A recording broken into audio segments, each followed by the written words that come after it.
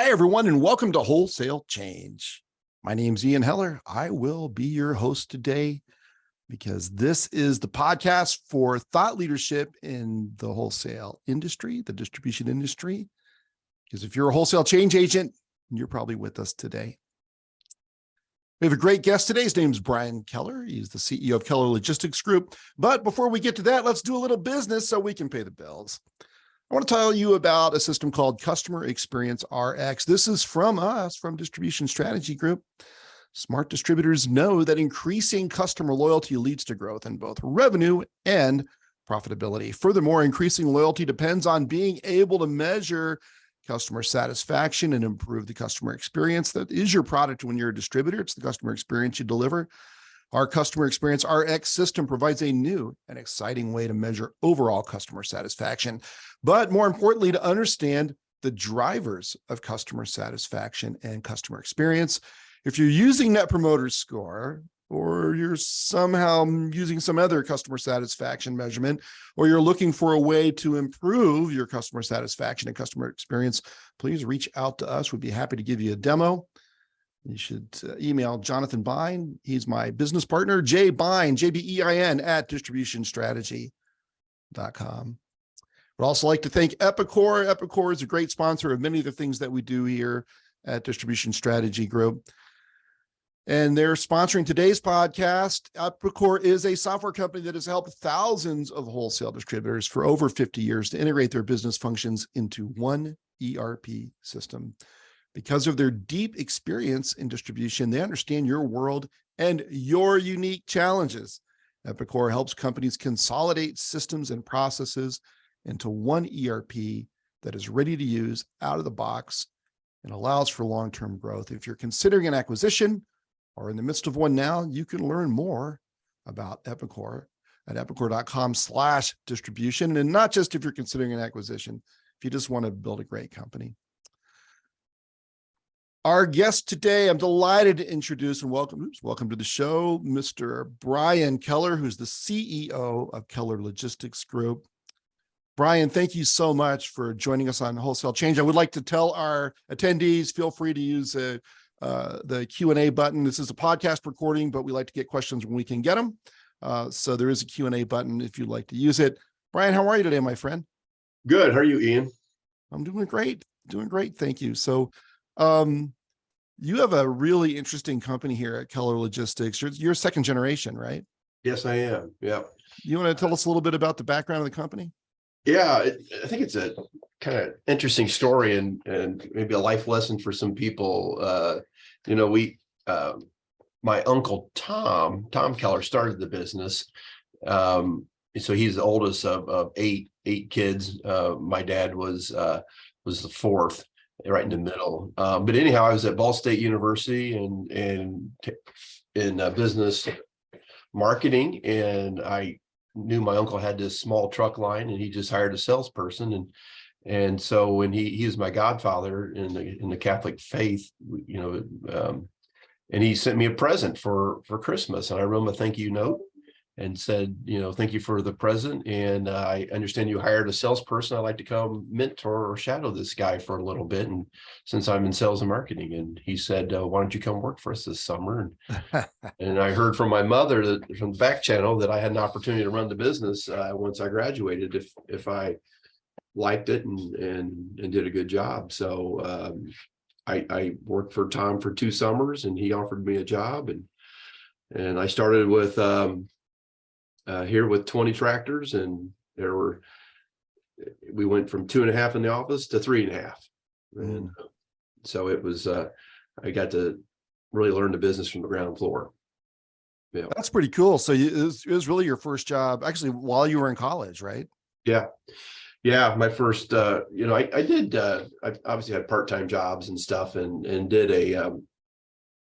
sold Yellow Page ads 1 year for College Directory. Went down to Tampa, Florida, and learned selling the hard way. Sounds like it.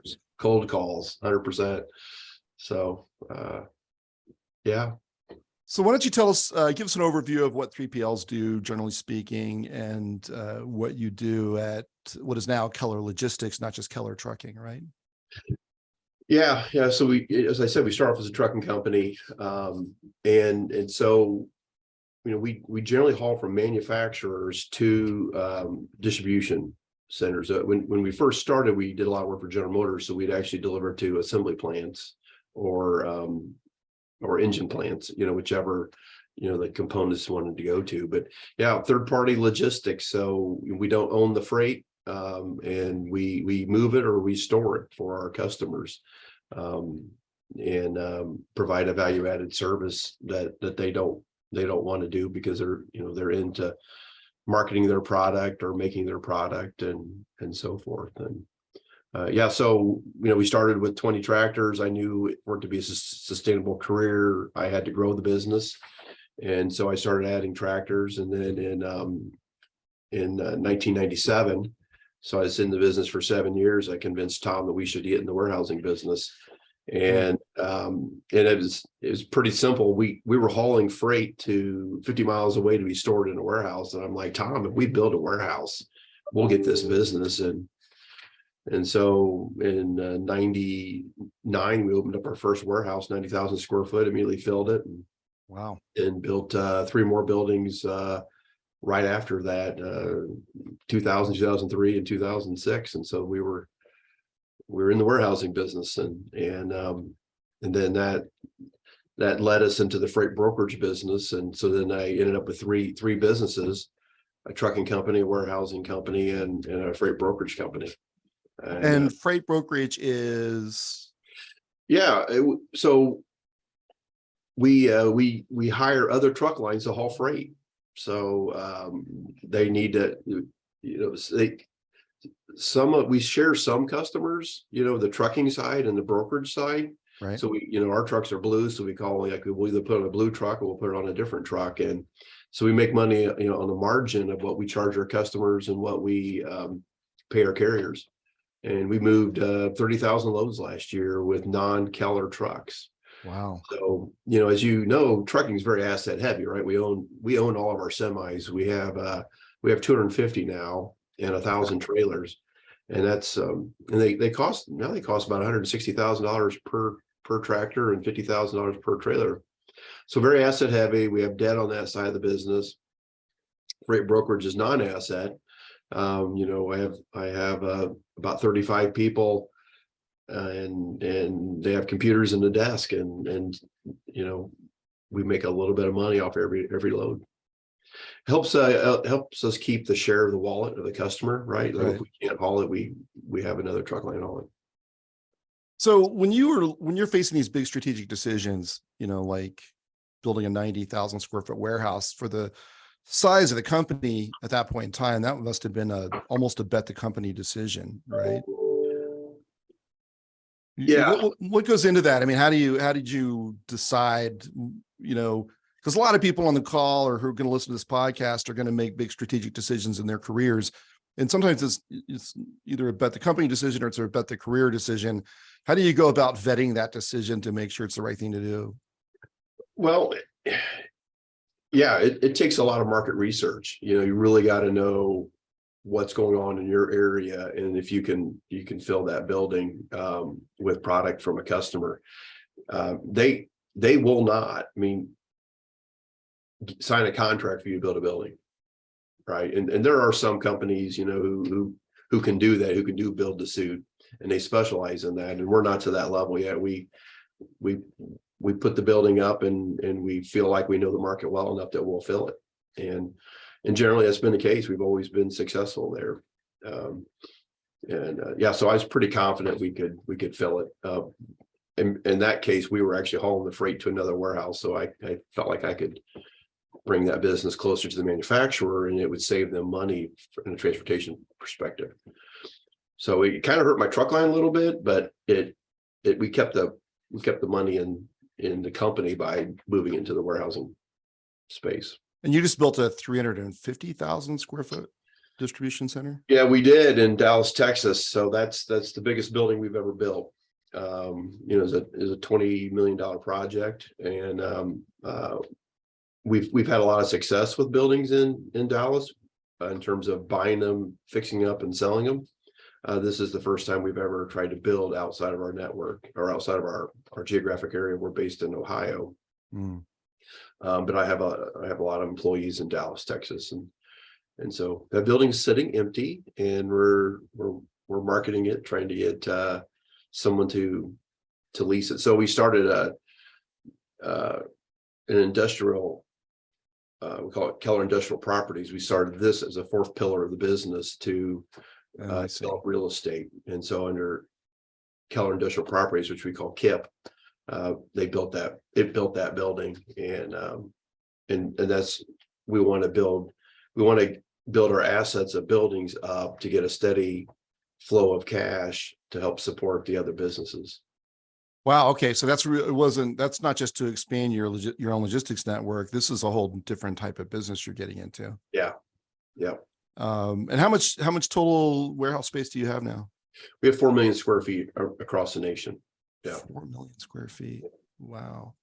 And And what does your profile of customers look like in those businesses? yeah. So a lot in the food business, Campbell Soup, ConAgra, Niagara Water, Blue Triton Water, and then we do some work for the inputs like Chet pallets and the containers, Silgan Can, Ardall, companies like that. So we do a lot in the food business. We do, John's Manville is located in Defiance, Ohio. So we do quite a bit of work for them from trucking and warehousing. And yeah, so. And so, I mean, you've grown this company by multiples since you've taken over. So you have to have an appetite for risk. I mean, I know you're second generation, but based on the size of the company when you took it over versus where you've grown it, you must have a lot of entrepreneurial DNA. Yeah, in fact, I was lucky enough to win the Entrepreneur of the Year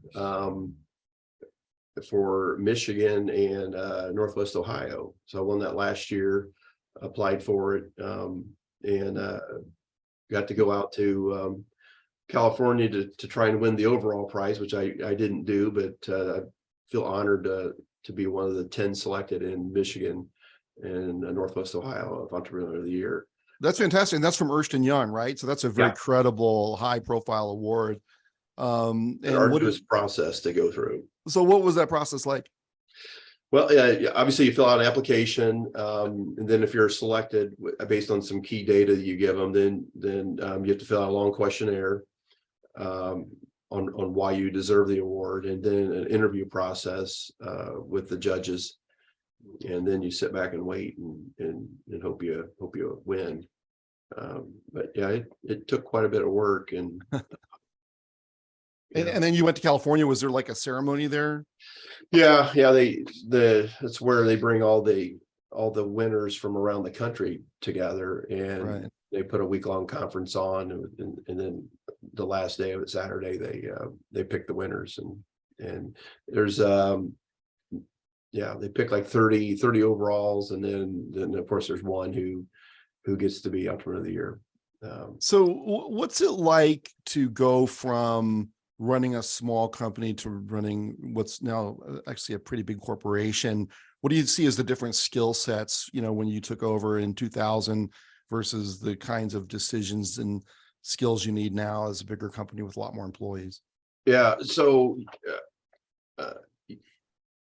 when I started off, I had to do everything, right? I was backup payroll, safety, sales, operations, recruiting.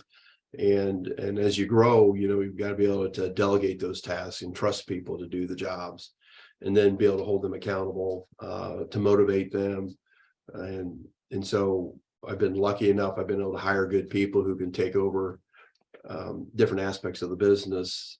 And so I can continue being entrepreneurial, finding opportunities, trying to grow the business. My strength is more in the sales and marketing side than in operations. So I've got some good ops people, and I just focus on growing the company. So a couple thoughts. One is, I've noticed that most successful people refer to their success as like, hey, I got lucky to hire the right people. But you had to actually mean, that's to your credit. You had to figure out the right people. And it sounds like you know what your strengths and weaknesses are. So when we all have them, so you hired, I assume, people who were very strong on the operations side, since you're more focused on sales and marketing, right? Yeah. Yeah.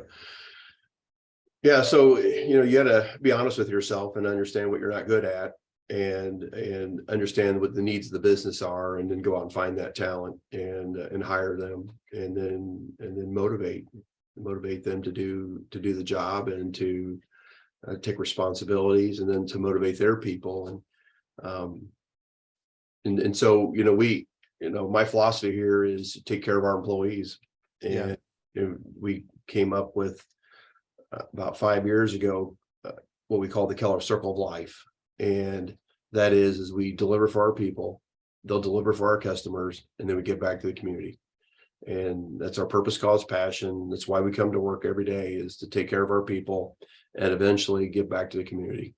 And people resonate around that purpose, because everyone cares about where they live, and they want it to be the best place for their families. And if they have work for an employer who has that same belief, and then actually does it and gives money back, and in time, talent, and treasure to their communities, people want to be a part of that. And it makes coming to work and moving freight worth it. And meaningful. Okay, so it's the Keller Circle of Life. So it's first you take care of your employees, they take care of customers, and then collectively you take care of the community. So let's take them in order. What does it mean in your case to take care of your employees? Is this about, I assuming, being transparent with them, providing good jobs, paying them well, giving them time to do volunteer work? What does that look like? Yeah. First of all, you just got to pay your employees. You got to pay them, fair market wages. We put incentive plans in so that they can make above market and be rewarded for their efforts. And because that's, I consider like baseline, right? That's table stakes. You've got to do that. Then, transparency. We have monthly calls on what our financial condition is. We talk about what our growth plans are and how they can be a part of that. If they want to learn more, in terms of continuous education, provide that for them so they can grow inside the company. I talk about, I don't plan on ever selling to a private equity or anything. So, I want to grow into Finance Ohio, and I want you to be their employee. I want you to be the person who runs this company or does your job, does what you want to do. So how can I help you do that and grow in your career? If you want to grow, if you don't, that's great. I need people who just want to come here and work every day and do their job. And right. I just spoke to a bunch of drivers. We just hired, we have 10 in orientation right now. And I walked in on the session, and my driver trainer was like, Brian, I was just getting ready to talk to them, about the right to decide. And I was like, hey, let me talk to you guys about this. Your only job is to get home to your family. We'll worry about on-time delivery. If you're out there and you don't think it's safe to drive that truck, you park that truck. You have the right. You're the captain of your ship, and I'll worry about on-time delivery, and I'll worry about the customer. I want you getting home safe to your family. And that's how we talk to our people. Like, we're on this earth, for a short amount of time, and freight is not that important. Your life is important. Your family is important. So some of the things, is this like you're concerned about people who are fatigued in driving or in dangerous conditions, or all the above? If you're too tired to drive, park that truck. If the roads are icy, park that truck. If you don't feel like you're safe on that road, then you pull over and let us know that you can't go any further, and we'll take care of the customer. All right. So, I mean, I've often said in leadership, you can't fake authenticity, which sounds a bit tongue in cheek, but it's true, right? I mean, people can tell whether what you're saying is really coming from a place of conviction, or if you're just saying it to make it sound good. But when you give that kind of message, you really mean it, because there are business consequences to those, right to decide. But I would imagine the outcome of that is that your employees really want the business to succeed. So they generally go above and beyond the call for customers. Is that the case? Yeah, absolutely is the case. And when you trust them, like I do trust them, and they're going to deliver for our customers, and then then the Keller Circle of Life works. Yeah. We give back to the community, and we give back to the community where they live. So I have employees from the state of Washington down to the state of Florida, and they don't necessarily care about what we do here in Defiance, Ohio, and I get it. But I'll donate money to sponsor their kids' Little League team out in Spokane, Washington, because that's what they care about. That's what they're passionate about. Or maybe they're passionate about, American Cancer Society, and they want to do a walk for, or their local church or whatever. I mean, we want to give the causes that our employees care about where they live at in their communities. Right. And just, yeah. So there's a question from an attendee. So, you talked about how it's okay if you want to advance in your career, but it's also okay if you're not, right? I mean, there are people who live to work and there are people who work to live, right? And I mean, I've known people and they didn't have very senior jobs. They weren't very senior in their professional career, but they were very important in their church or in a civic organization or in a club. And that's really where they got their identity from. So that's working to live, not living to work. So this question is, how do you separate out people who want to advance versus people who are just happy in their job? Are there people who are scared to share that they don't want to move up because they might come across as not committed? Or do you make it a safe place to do that? We recently, as we go down this path of delivering for our people, right? I want to know my employees' purpose. So we had a mission rally in January, and I stood up there and I said all this. If you just want to do your job, community, I absolutely need you. If you don't want to, if you want to advance your career, I absolutely need you. So I want to know what your purpose is, so we can help fulfill your purpose. So if your purpose is to coach Little League, if your purpose is to, worship God, I want to support you in that. And you can. So yeah, I try to create a safe space for that. Right. That you're all welcome here, and we need people to fill the roles that they're passionate about and what they want to do. Right. And so we actually had 50% participation, people responding to a questionnaire on what their purpose is. Wow. And so now we're working on trying to define that in it, or understand that. And so, like a lot of people say, well, my purpose is to take care of my family. Mm-hmm. Absolutely. I think all of us are here to take care of our family. Sure. But what does that mean to take care of your family? Is it send your kids to college? Is it, buy a home? Is it, what is it? And then, so we get that next layer of purpose. Okay, now how do we help you achieve that? Yeah. Right. Yeah. And it's interesting because, I often hear this question, what's more important, taking care of employees or taking care of customers? I think it's just such a false choice. You can't really do one without the other. Right. I don't think. I think, and I bet your customers sort of sense that your employees feel like they're on a greater mission than just moving freight. Yeah, I start off every sales call talking about the circle of life, our purpose, cause, passion, and how we take care of our employees, and how they're gonna, they'll take care of you better because they know they're taken care of it at the company level, right? And they're not worried about losing their job. They're not worried about paying bills, because we pay well. We don't overpay. Obviously, you can't do that. Yeah, right. You got to be competitive in the marketplace. Yeah.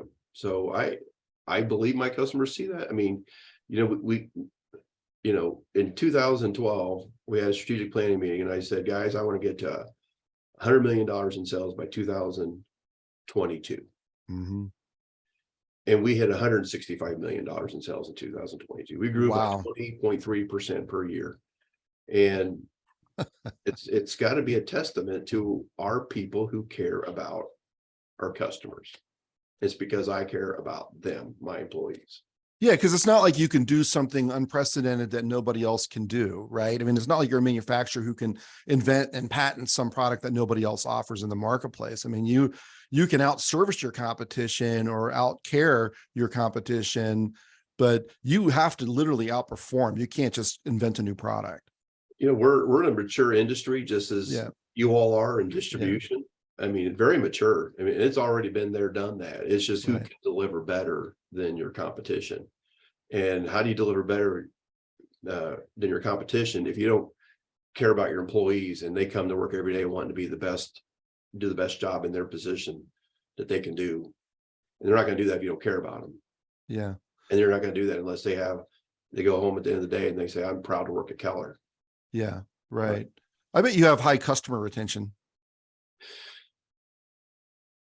Yeah, we do. I mean, and we're getting such a great reputation in the industry, and we do a lot of, in the food and beverages, I told you. Right. And so in that circle, they're getting to know Keller is, I had a customer the other day tell my salesperson, you guys are like the white glove delivery of freight. I'm like, wow, what a compliment. How do I get that written down, put on my website?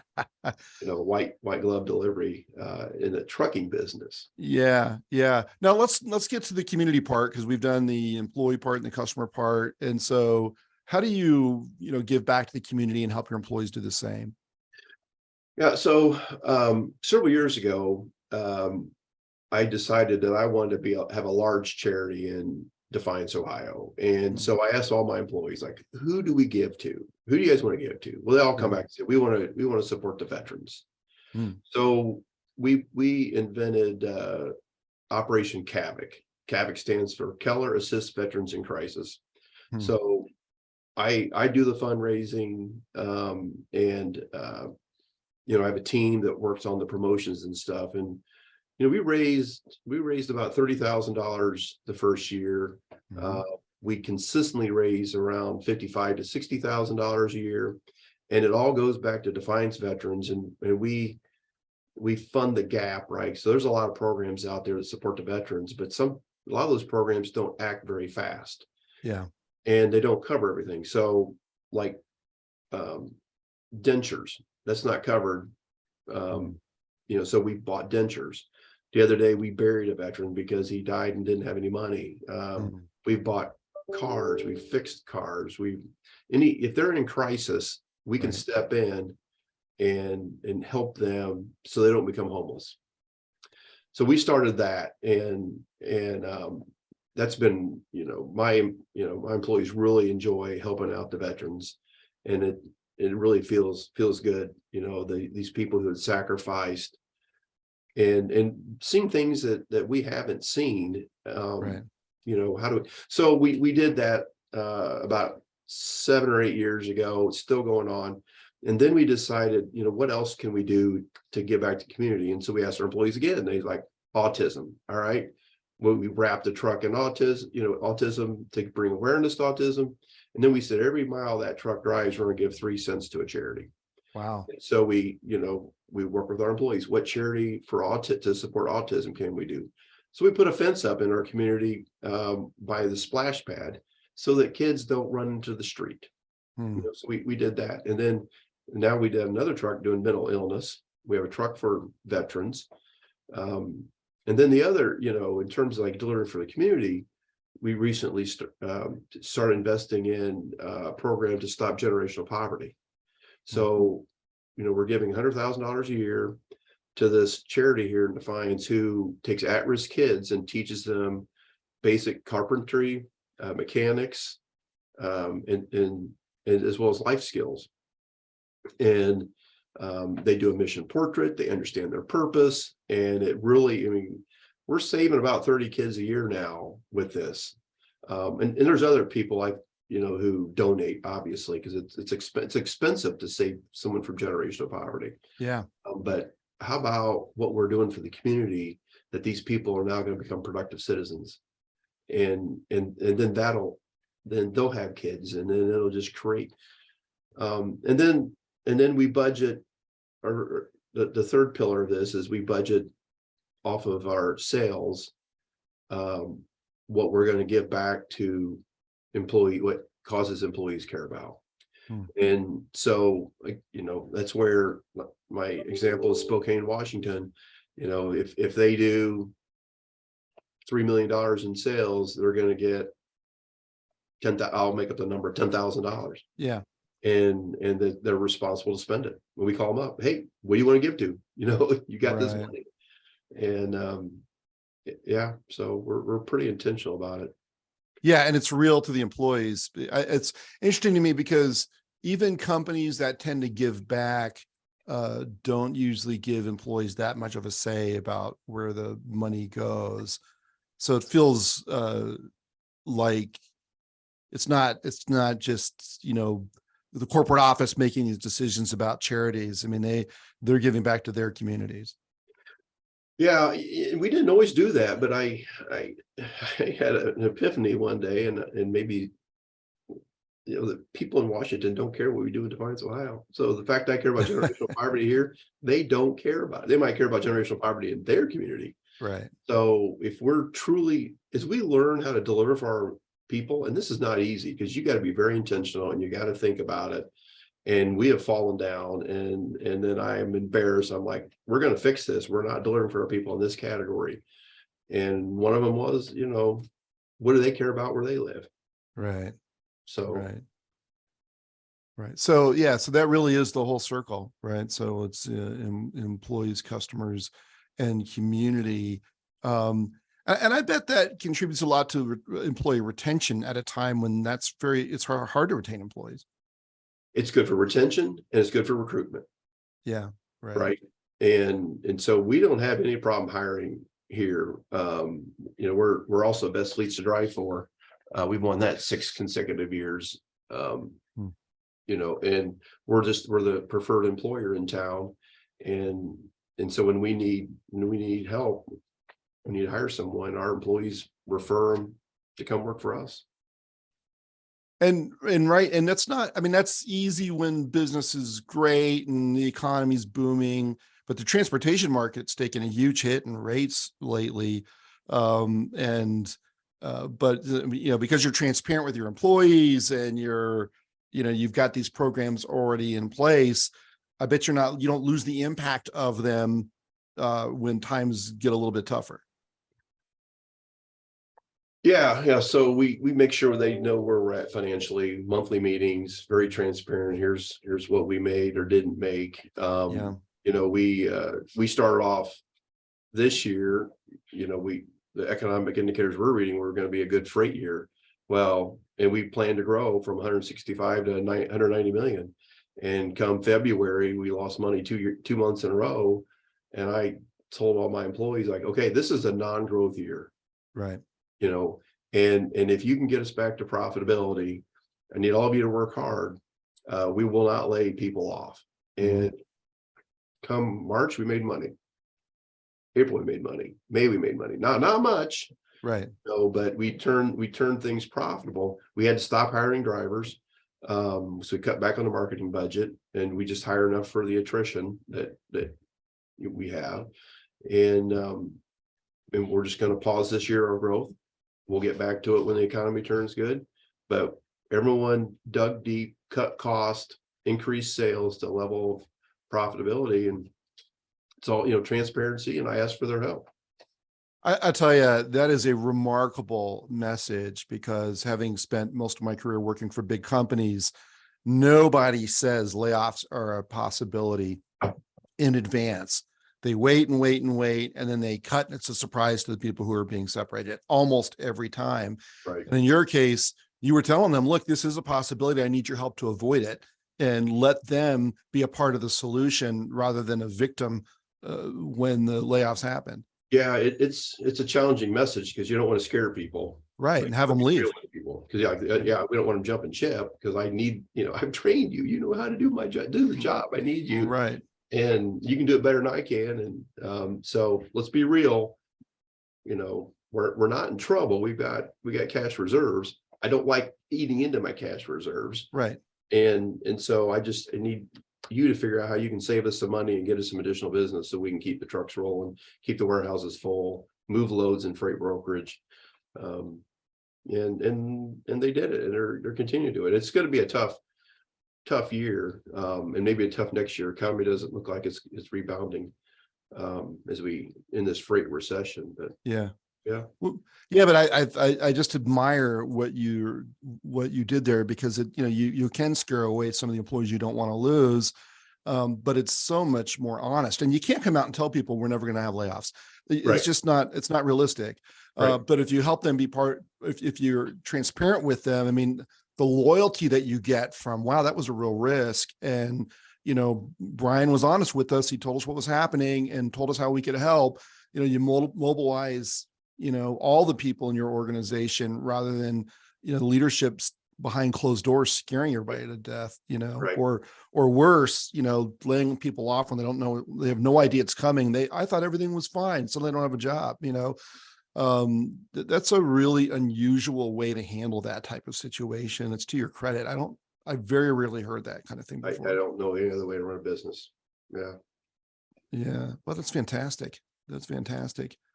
So what's in the future for you guys? I mean, the hopefully the freight market will normalize. You've got these 4 different lines of business now. You've got aspirations to be $1 billion company. Yep. You've got an incredible culture. How do you build from here, Bryan? Well, we want to get to $1 billion, which by 2020 or 32. Okay. So that's 19% growth per year. So it should be easy for us. Done it before? Right? Yep, done it before. So now, it's about developing our talent to be able to handle the growth, right?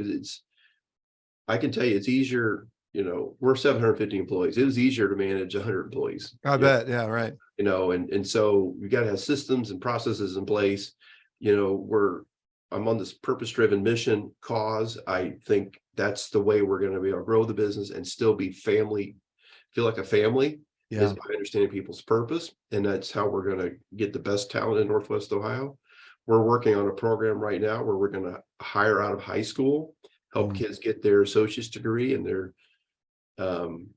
college degree if they want that, or vocational. Or, we have jobs that you don't need a college education or any post, secondary education. So as we ramp up to get to this $1 billion and we end up with 1,000 employees here in Little Defiance, Ohio, they're all going to be homegrown kids. Yeah, that's great. And you'll be known as the employer of choice, right? Yep. And you're going to reach them while they're young. And it's funny. I've got 2 kids, and one of them works for a software company that's just this fantastic employer. And he's had so little experience. I wonder if he knows how great an employer he really has, but yeah. I think you have to reinforce it. So we do have another question here. Are you investing in any automation, robotics, artificial intelligence technology? And I think our impression working in distribution is that 3PLs generally tend to be ahead of distributors in warehouse technology. We do some automation in some of our facilities that do repack work for the food and beverage industry. So we'll create multi-packs and do pre-printed shrink film, or put them in corrugate to then go to club stores. Okay. In some grocery stores, like you go and you get, like we do some alcohol down in Kentucky. And so you may go and you pick up that 12-pack of beer, and it has 1 IPA, 1 Pale Ale, and we're the kind of company that will make that multi-pack. Okay. And so we do that in Kentucky and in Ohio. Here we do work for like Campbell's Soup and creating their multi-packs and some other beverages. There's where we have some automation, right? So to be able to feed the line with different flavors of goods, and then but being a 3PL, you do different work every day. So it's hard to automate too much. Right. and so we may have a project last a month, and we may not see that project for another year. And so you could put all this money in automation, Right. and then not even use it. So a lot of it ends up being manual. In terms of we're investing pretty heavily in our IT department. Yeah. Because of what you can do from machine learning and AI. And so we're trying to help our employees become more productive, with that. And we're building programs to help us plan our trucks. So as you get more and more trucks, you want to make sure 2 ships don't pass in the night empty. Sure. Right. And so we're working on that. My dream AI dream right now is my freight broker can sit there on the phone and be talking to a customer and say, yeah, we'll move that from A to B. And the computer's listening to them and builds the order. Right. And it goes over to, to the procurement team who's hiring trucks, and they're talking to a trucker and they're saying, hey, I got this load going from A to B. And he says, yes, I want it and I'll do it for $350. It's built, it's gone. My people touch nothing. They just do the personal relations that you need to be in business. Sure. The computer does all the paperwork. How far away is that dream, do you think? I bet we can get there in 24 months. Wow, no kidding. So, well, the technology is moving so quickly. Yeah. I'm the dreamer. I got other people got to get that done. Yeah. So what about autonomous trucks? I mean, there's a lot of talk about it, but I don't know how much of that's real or how much of that's, sort of just a dream right now. I'm a skeptic. Okay. I'm a skeptic. I can't believe the public is going to allow a semi that could be weighing 80,000 pounds to go down the road without a pilot. Yeah. We don't need pilots in planes. Right. We don't still need have them. them. We still But have I'm not going to get in a plane without a human there. So I just don't see it. And the technology isn't there yet, right? So in inclement weather, there's no system that can operate. So you can't even see the road. It can't even right. I mean, right. If it's fog, nope. If there's snow on the road. So yeah. So I don't know if you want to answer this. This is a question from the audience. So if this is confidential, just say so. But what other business sectors do you think you could go into to get to the $1 billion sooner? Is that top secret? We're going to do it with our 4 businesses. It's going to be trucking, freight brokerage, warehousing, and they all have their own growth goals they need to hit. In real estate, right? Yeah, right. Good. Okay, good. Well, this has been a fascinating conversation. You have an incredible business, and I love your leadership values. I was going to say style, but it's really not style; it's values. Their values. And and it's been a real honor to talk to you. So thank you for coming on the show today. Yeah, thank you for having me, Ian. This is my first podcast, so I appreciate this. That's fantastic. Well, hopefully this will set a high bar for the ones you do in the future. Yeah. Great. So for our audience, if you could hold on for just a second, I want to share a couple of upcoming programs. On July 12th, we have the State of Sales and Wholesale Distribution featuring Mike Kunkel, who writes for us on a regular basis. He does fantastic work. That's brought to you by White Cup. And White Cup is a multifaceted software company, pricing and BI and CRM for distributors. They're a regular supporter of Wholesale Change and other programs at Distribution Strategy Group. On July 19th, we're doing how distributors should modernize their e-commerce. It's a technology leader panel. So we will have technology leaders from White Cup again and ECI Evolution X talking about what they've learned working for and with so many distributors. So you don't want to miss those programs. Bryan, again, it's been a real pleasure. Thank you for joining us today on Wholesale Change.